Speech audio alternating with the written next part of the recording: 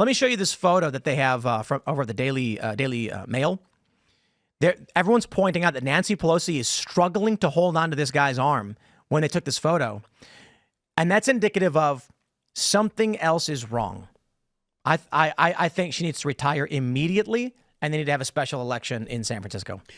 That is a wonderful idea. 80 people in their 80s they don't have to worry about the future all that much, or there's not a lot of future for them to worry about.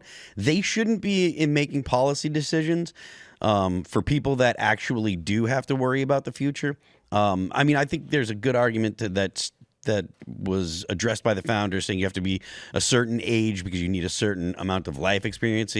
I assume they didn't really expect people to stay in government for as long as they did. I was watching the All In podcast today, and they were talking about how many people on Trump's team are actually leaders of business. And one of the interesting things that Trump is doing is he's not finding people in the defense industry to go into the Defense Department, or people in the financial industry to go into Treasury and stuff like that. He's taking people that are very smart and that have amassed great wealth because of their intelligence and because of their ability in business, and he's bringing those people in places where they might not be normal for them. But that's a good thing, because then you get different ways of thinking in these positions.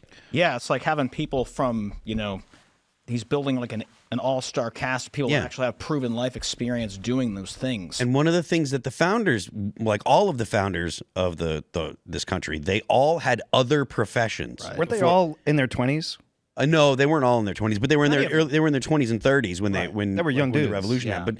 But when Jefferson wrote the Declaration, he was 33. But they actually governed when they were in their 40s and 50s and stuff like that. But they all had jobs. They all spent a time in government, served the country, and then went back to their jobs. They went back to being normal citizens.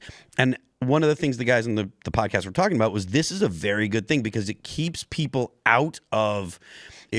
from being, institutionally involved in the bureaucracy. Let's just take a pause a second and take a look at the Commonwealth, the once great colonies of the crown.